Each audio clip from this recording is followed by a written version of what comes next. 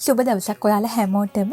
ඉතින් අදත් ගොඩක් ආදරෙන් පිළිගන්නවා ඇෂේනට් කිචන් YouTube channel එකට. ඉතින් අද මම ගොඩක් රසට වටලප්පන් එකක් හදනවා. මම අද මේ හදන වටලප්පන් එකේ විශේෂත්වය තමයි මම මේ වටලප්පන් එක හදන්නේ පොල් කිරි හකුරු පැණි මේ මොකුත්ම පාවිච්චි කරන්නේ නැතිව සීනි ෆ්‍රෙෂ් මිල්ක් මේ දෙක යොදාගෙන තමයි මම අද මේ වටලප්පන් එක හදන්නේ. ඉතින් ඔයාලට මතක ඇති මම කලිනුත් වටලප්පන් හදන වීඩියෝ එකක් අප්ලෝඩ් කළා. ඒකෙදි මම පිටිකල පොල් කිරි වලින් කොහොමද අපි රසට වටලප්පන් එකක් හදාගන්නේ කියන එක තමයි ඔයාලට කියලා දුන්නේ. ඉතින් මේ වීඩියෝ එක වගේම මම අද වටලප්පන් හදන වීඩියෝ එකත් පිටරට ඉන්න අයට නම් ගොඩක් වැදගත් වීඩියෝස් දෙකක්.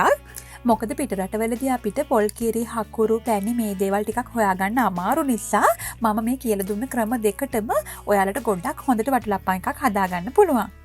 සීනි ෆ්‍රෙෂ් මිල්ක් මේ දෙක යොදාගෙන මම අද කියලා දෙන විදිහට වටලප්පන් එකේ නියම රස පෙනුම ඒ වගේම නියම ක්වොලිටි එක එන විදිහටම අපිට හදාගන්න පුළුවන්. එහෙනම් අපි දැන් බලමු මේ රසවත් වටලප්පන් එක හදාගන්න අපිට මොනවද අවශ්‍ය වෙන්නේ කියලා. මුලින්ම මේ වගේ ලොකු බිත්තර 5ක් මම මෙතන අරන් තියෙනවා. ඔයා ළඟ තියෙන පොඩි බිත්තර නම් බිත්තර 6ක් අරගන්න. ඒ වගේම මේ වගේ හොඳ තද පාටක් තියෙන දුඹුරු සීනි ග්‍රෑම් 300ක් මම මෙතන අරන් තියෙනවා. මේ වගේ තද දුඹුරු සීනි එකක් ගන්න පුළුවන් නම් ගොඩාක් හොඳයි. වටලප්පන් එකට හොඳ පාටක් එනවා. නමුත් ඔයා ළඟ තියෙන සුදු සීනි එකක් නම් එහෙම නැත්නම් ලා දුඹුරු පාට සීනි එකක් නම් සීනි පොඩ්ඩක් මුලින්ම හොඳින් කැරමල් කරගෙන අරගන්න ඕනේ. එහෙම කළාම තමයි වටලප්පන් එකට ගොඩාක් ලස්සන පාටක් ගන්න පුළුවන් වෙන්නේ. ඒ වගේම ෆ්‍රෙෂ් මිල්ක් මිලිලිටර් 300ක් මෙතන තියෙනවා. මෙෂරින් කප් එකකින් මැනලා ගන්නව නම් කප් එකයි කාලක් අරගන්න. ඊළඟට එනසල්ලට 5ක් 6ක් කරාඹු නැටි 3ක් 4ක් වගේ ප්‍රමාණයක් වගේම කුරුඳු පොතු මෙන්න මේ වගේ චූටි ප්‍රමාණයක් අපිට අවශ්‍ය වෙනවා. ඒ වගේම ලුණු කුඩු තේ හැඳි කාලක් වගේ චූටි ප්‍රමාණයක් මම මෙතන අරන් තියෙනවා. මෙතනදී හොඳින් මතක තියාගන්න අපි සීනි ෆ්‍රෙෂ් මිල්ක් මේ දෙක යොදාගෙන වටලප්පන් එකක් හදා ගන්නව නම් ලුණු චූටි ප්‍රමාණයක් අනිවාර්යයෙන්ම එකතු කරගන්න ඕනේ. එහෙම නැති වුණොත් වටලප්පන් එකේ පොඩි ඇල් රහක් වගේ එන්න බලනවා. ඒ නිසා ලුණු කුඩු චූටි ප්‍රමාණයක් අනිවාර්යයෙන්ම එකතු කරගන්න. ඒ වගේම කජු මත ටිකක් වගේම ආමන්ඩ් පෙති ටිකක් මම වටලප්පන් එක සරස ගන්න මේ විදිහට අරගෙන තියෙනවා. නමුත් ආමන්ඩ් වලට වඩා කජු තමයි වටලප්පන් එකට ගොඩාක් හොඳට ගැලපෙන්නේ. නමුත් මේ වෙලාවේ මගේ ළඟ කජු මේ වගේ චූටි ප්‍රමාණයක් විතරයි තිබුණේ. ඒ නිසා මම ආමන්ඩ් පෙති ටිකකුත් අරගත්තා. ඉතින් ඒ වගේම වටලප්පන් එක සරස ගන්න විතරක් නෙවෙයි කජු මත ටිකක් වැඩිපුර ඔයාලා ළඟ තියෙනවා නම් චූටි කෑලි වලට කපලා මේ වටලප්පන් එකට ටිකක් එකතු කරගන්නත් ඔයාලට පුළුවන්. ඒ වගේම මේ වටලප්පන් එකට වැනිලා එසන්ස් තේ හැන්දක් වගේ ප්‍රමාණයකුත් අපිට එකතු කරගන්න පුළුවන්. වැනිලා එසන්ස් එකතු කරගත්තොත් වටලප්පන් එකේ රසය පොඩ්ඩක් වැඩි කරගන්න අපිට පුළුවන්. නමුත් ඒක අනිවාර්ය දෙයක් නෙවෙයි. ඔයාලා කැමති නම් විතරක් වැනිලා එසන්ස් තේ හැන්දක් වගේ ප්‍රමාණයක් මේකට දාගන්න පුළුවන්. ඒක ඔයාලට දැනගන්න ඕන නිසා තමයි මම පෙන්නුවේ. නමුත් අද මමත් වැනිලා එසන්ස් එකතු කරගන්නේ නැතිව තමයි මේ වටලප්පන් එක හදන්නේ. මෙන්න මේ දේවල් ටික තමයි මම අද මේ හදන රසවත් වටලප්පන් එක හදාගන්න අපිට අවශ්‍ය වෙන දේවල් ටික. මේ රෙසිපි එක මම මේ වීඩියෝ එකට පහලින් ඩිස්ක්‍රිප්ෂන් එකේ දාලා තියෙනවා. අවශ්‍ය කෙනෙක්ට එතනිනුත් ගන්න පුළුවන්. මම දැන් මුලින්ම කරන්නේ මේ වගේ භාජනයක් අරගෙන මම අරන් තියෙන තද දුඹුරු සීනි ග්‍රෑම් 300ම මේ විදිහට මේ භාජනයට දාගන්නවා. දැන් ෆ්‍රෙෂ් මිල්ක් මිලිලිටර් 300ම මේ සීනි එකට මම මේ විදිහට දාගන්නවා. දැන් මේ සීනි ටික සේරම හොඳින් කිරි එකත් එක්ක දිය වෙන කල්ම හැන්දකින් හරි එහෙම නැත්නම් මේ වගේ විස්ක් එකකින් හරි හොඳින් කලවම් කරගන්න ඕනේ. සීනි වල කැට නැති වෙලා ගොඩාක් හොඳට දිය වෙන කල්ම විනාඩියක් දෙකක් වගේ කාලයක් මේ විදිහට හොඳින් කලවම් කරගන්න.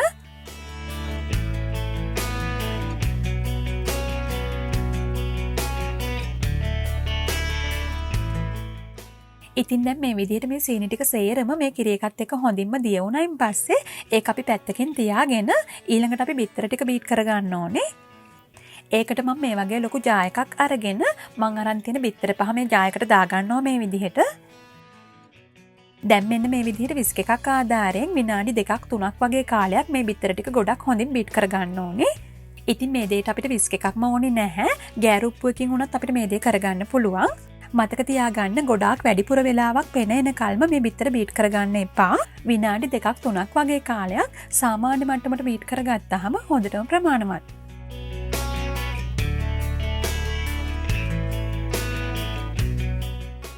ඉතින් මම දැන් විනාඩි 3ක් වගේ කාලයක් මේ බිත්තර ටික මේ විදිහට හොඳින් බීට් කරගත්තා. දැන් මේකත් පැත්තකින් තියාගෙන ඊළඟට අපි වටලප්පන් එකට දාගන්න සුවඳ කුඩු එක හදාගන්න ඕනේ. ඉතින් මම නම් කරන්නේ මම අරන් තියෙන කුළු බඩු ටික සේරම මේ විදිහට බ්ලෙන්ඩර් ජාර් එකකට දාගෙන ඒක ඊට පස්සේ හොඳින් කුඩු කරගන්නවා. මේ විදිහට එනසල් වල පොතු ටික ඉවත් කරගෙන එකතු කරගන්න ඕනේ. නමුත් ඔයා මේක වංගෙඩියක හරි එහෙම නැත්නම් ගලේ හරි කුඩු කරගන්නවා නම් මුලින්ම මේ කුළු බඩු ටික සේරම කබලක දාලා ලිපේ තියලා පොඩ්ඩක් රත් කරලා අරගන්න ඕනේ. මේ විදිහට ගොඩක් හොඳින් කුඩු කරගත්ත සුවඳ කුඩු ටිකත් මම දැන් පැත්තකින් තියාගන්නවා. දැන් මම කරන්නේ මේ වගේ ලොකු බෝල් එකක් අරගෙන අපි කලින්ම හොඳින් දිය කරගත්තු සීනි ටික මේ වගේ පෙනේරයක් ආධාරයෙන් මේ බෝල් එකට මේ විදිහට පෙරා ගන්නවා. දැන් ඒත් එක්කම අපි කලින් හොඳින් බීට් කරගත්තු බිත්තර ටිකත් මේ මිශ්‍රණයට මම මේ විදිහට පෙරා ගන්නවා. දැන් මේ දෙක එකට විනාඩියක් වගේ කාලයක් මේ විදිහට හොඳින් කලවම් කරගන්න ඕනේ.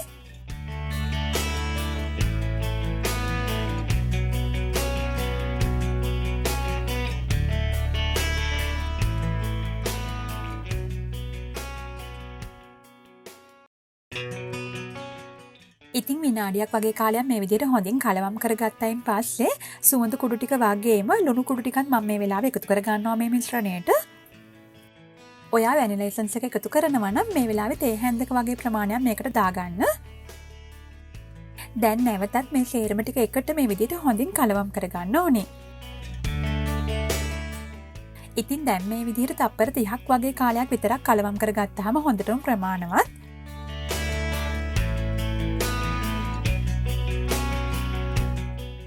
ඊළඟට අපි මේක ස්ටීම් කරගන්න භාජනයකට දාගන්න ඕනේ. අපි මේක ස්ටීම් කරගන්න භාජනය ඇලුමිනියම් භාජනයක් වෙනවා නම් ගොඩක් හොඳයි.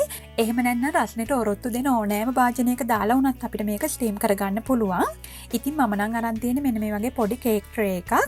ඔයාලා කැමති විදිහේ කැමති හැඩයක භාජනයක් මේකට ගන්න පුළුවන්. මතක තියාගන්න අපි මේ ගන්න භාජනය හොඳින් බටර් ටිකක් මුලින්ම තවරලා තියෙන්න ඕනේ මේ විදිහට. මම දැන් මේ විදිහට හොඳින් බටර් තවරගෙන ලෑස්ති කරගෙන තියෙන මේ ට්‍රේ එකට වටලප්පන් මිශ්‍රණය මේ විදිහට දාගන්නවා. දැන් ඊළඟට මෙන්න මේ වගේ ඇලුමිනියම් ෆොයිල් පේපර් එකකින් අපේ මේ භාජනය මේ විදිහට හොඳින් කවර් කරගන්න ඕනේ. ඉතින් මෙන්න මේ විදිහට භාජනයේ කට වටේට ඇඟිලි වලින් මේ විදිහට හොඳින් තද කරගනිමින් හොඳින් කවර් කරගන්න. දැන් මේ වෙලාවේ මගේ ස්ටීමර් එක මම ලිපේ තියලා තියෙන්නේ වතුර එක රත් වෙන්න.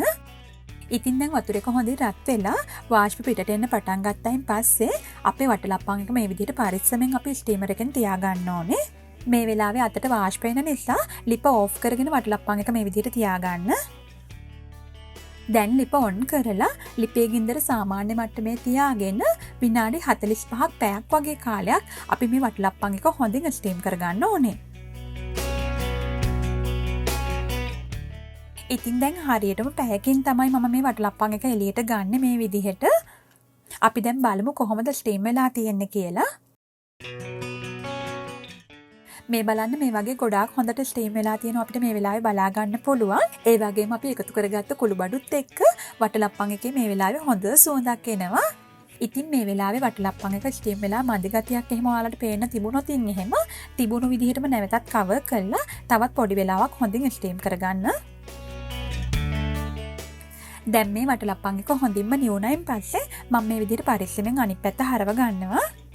ඉතින් ඔයාලත් රස්නේ පිටින්ම අනිත් පැත්ත හරවන්න යන්න එපා. මේ වගේ වටලප්පන් එක හොඳින් නිවුණයින් පස්සේ පරිස්සමෙන් අනිත් පැත්ත හරව ගන්න. මේ බලන්න අනිත් පැත්ත හරව ගත්තාම වටලප්පන් එකේ මේ විදිහට ගොඩක් හොඳට පැණි බේරිලා තියෙනවා අපිට බලා ගන්න පුළුවන්.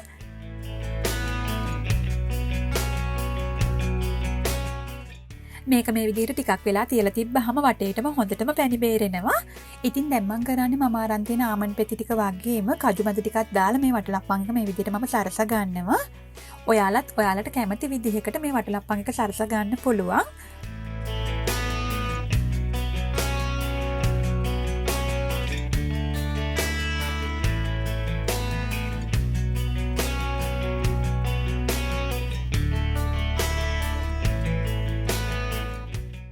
දැන් අපි මේ විදිහට කෑල්ලක් කපලා බලමු අපි වටලප්පන් එකේ ඇතුළ මොන වගේද කියලා. මේ බලන්න ගොඩක් හොඳට සිදුරු හැදිලා ගොඩක් හොඳට ස්ටීම් වෙලා තියෙනවා මේ වෙලාවේ අපිට බලා ගන්න පුළුවන්. ඒ වගේම හොඳ පාටකට පෙනුමකට වගේම මේ වගේ ගොඩක් හොඳට පැණි බේරිලා තියෙනවත් අපිට බලා ගන්න පුළුවන්. ඉතින් ඇත්තටම මේ වටලප්පන් එක හරිම රසයි. සීනි වලින් හදාගත්ත කියලා කිසිම වෙනසක් නැහැ. හකුරු පැණි මේ වගේ හදාගත්ත වටලප්පන් එකක් වගේම හොඳට තියෙනවා. ඉතින් ඔයාලත් අනිවාර්යයෙන්ම මේ වටලප්පන් රෙසිපි එක try කරලා බලන්න. හදලා බලලා රස කොහොමද කියලා මට කියන්න. ඉතින් ඔයාලද මගේ මේ වීඩියෝ එකට කැමති නම් like කරන්න, comment එකක් දාන්න, ඒ වගේම තවත් යාළුවන්ට බලන්න මේ වීඩියෝ එක share කරන්න. ඒ වගේම channel එකට subscribe කරලා bell icon එකත් click කරලා තියාගන්න. මේ වගේ වෙනස්ම විදිහේ රසවත් වීඩියෝස් ඔයාලට හැමදාමත් බලන්න පුළුවන්. තවත් අලුත් වීඩියෝ එකකින් අපි ඉක්මනින්ම හම්බ වෙමු. ඔයාලට සුබ දවසක්.